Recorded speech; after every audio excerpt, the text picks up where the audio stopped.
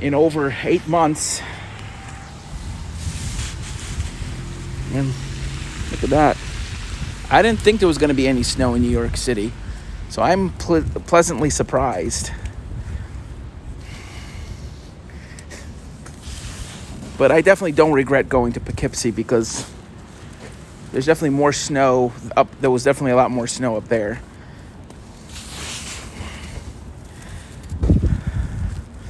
But yeah, this winter is going to be very stormy for New York. The reason this winter is going to be so stormy in New York is because of the current changes in the ocean. The ocean off of Greenland is still pretty warm, and this will create a blocking pattern known as a negative North Atlantic oscillation. The NAO is a phase of high and low pressure over Greenland. When the NAO is positive, you have lower pressures over Greenland and colder temperatures over Greenland. When the NAO is negative, you have high pressure over Greenland and warmer temperatures. A neutral NAO is when pressures are typical, not too high, not too low, and you have a zonal flow over Greenland. You don't have a lot of cold, but you don't have high pressure either, so it's not too cold, not too warm. Based on what I'm seeing here, temperatures in New York City are just hovering around the freezing mark, about 33 degrees, because there's definitely no melting going on. Snow is sticking on cars, which means temperatures are hovering right around freezing, or just a little bit above, because the ground is melting, but on the cars, it's sticking. But it's not freezing, there's no frozen water, so it's probably around just a little bit above 32. But it could be a little, but it could be like right around 32. So I'm touching some of the plants.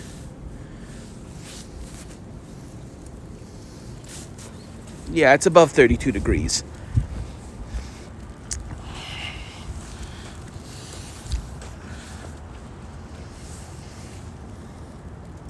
Plus the snow that's coming down, it's kind of clumpy, which means that there is some warmer air and moisture coming down as well.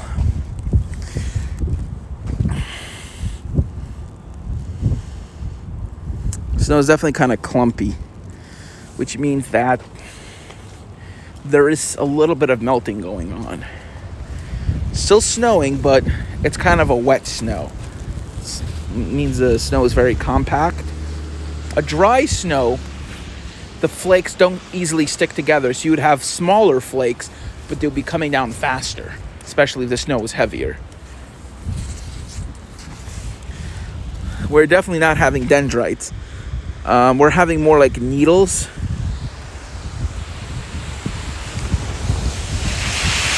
Yeah, so needles mostly. So indicative of temperatures of where snow formation is occurring is in the mid to upper 20s, which is a few thousand feet up. So temperatures are definitely not too cold aloft. However, temperatures here at the surface are in the low 30s right now. When I was in Poughkeepsie, they were a little bit colder, right around 31, 32 degrees, and there were some icicles forming. Yeah, the snow is also wetter here, also because there's only like a tenth of an inch here. The amount of snow we have here is about a tenth of an inch. You could say it's a trace. It's definitely not a trace. It's more than that. However, as the NAO is going to be neutral to slightly negative, like negative 0.1 to negative 0.5 over the coming weeks, and the Arctic oscillation is going to continue being negative. Some of the models were originally saying, the ensembles were saying it could go positive. That's not happening anymore. The Arctic oscillation is going to stay negative. Not only that, the PNA, which is currently negative, is trending positive, which means we could have a very stormy winter for the East Coast. So, because when you have a positive PNA, neutral to positive PNA, You typically have warmer temperatures on the West Coast, less precipitation, and colder and stormier weather on the East Coast. That means coming Christmas time, things could get very interesting in the East Coast. Major snowstorms, cold outbreaks, blizzards are definitely possible around or after Christmas time. I'm gonna, when I get home, I'm gonna go on the computer to show you guys what I'm talking about. Like, I've only taken one level of meteorology class. You don't learn teleconnections until like way into meteorology classes. But the fact that I already know teleconnections is going to have a major impact on, it's going to really help with my knowing of meteorology. I think what I'm going to be good at is climatology. Maybe not synoptic meteorology, but more so climatological meteorology, which is looking at long-term weather patterns and trying to analyze them. Because I've been looking at the models, the ENSO plume models, and they're predicting a weak El Nino developing by this time next year. Weak to moderate El Nino. And years that frequently have gone from La Nina to El Nino are frequently very stormy. Like we had an La Nina event, 2011, 2012. And then we went into an El Nino, 2012, 2013. And what happened that winter was we had a lot of storminess. We had Hurricane Sandy, we had major blocking. But another thing is that there was major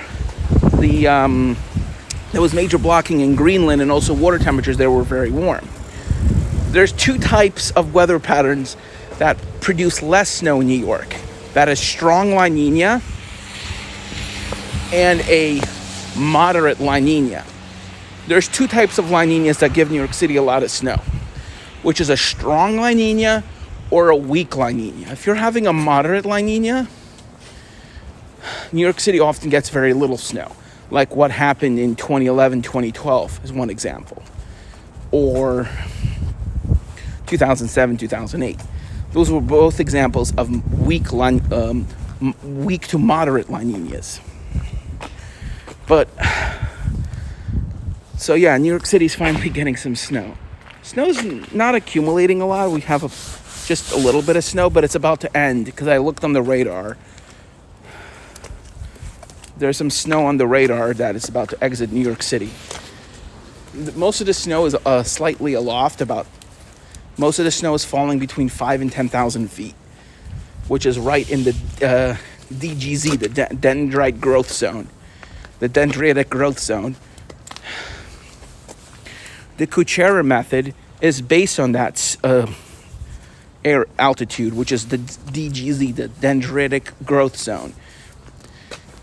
Very cold temperatures in the DGZ will mean a very high snowfall water ratio, which means like where 1 inch of water can equal 20, 30 inches of snow, especially if it's really cold. If it's warmer, like the way it is now, 1 inch of water might not even equal 10 inches of snow. 1 inch of water could equal 6 or 7 inches of snow. And that could mean a very heavy snow. When you get snowfalls like that, like say you have 2 feet of snow where 1 inch of water is like 8 or 9 inches of snow, you'll be weighing down on trees and power where 1 inch of water is equal to like 20 inches of snow. Then you're really not having a lot of precipitation. It's just that it's piling up because of how dry it is. So your water content is still not that high. But having 20 inches of snow where 1 inch of water is equal to 8 inches of snow, that's the equivalent of having 2.5 inches of rain. But say you were to have cold temperatures in the 20s, and you have 3 inches of QPF, which is QP, which is quantitative precipitation. That would equate to and you're having a 1 to 15 ratio of 2.5 inches of water, that would be 3 feet of snow. But if it's warmer, that same amount of snow might only be a foot or foot and a half. But that foot and a half would cause a lot more problems, especially with trees and power lines being way down. That's why Snowtober of 2011, October 29, 2011, you had so many power outages because you had a very heavy wet snow. So I'm going inside right now.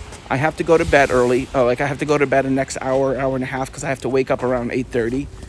Especially since I drive, I can't be sleep deprived because I don't want to have an accident on the road.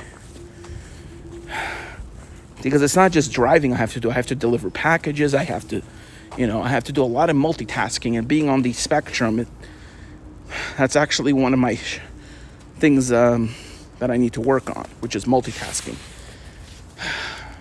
But this job has definitely made it easier to multitask. It's trained my mind to multitask better because it teaches you to think on the fly, to know how to, what's the word? I'm just so tired right now. It basically makes you analyze. It makes you think on the fly and do things spontaneously. Like, it just is second nature to, sometimes you just have to say, okay, I have to deliver all these packages to one place. Do that first and then do the easier stuff later.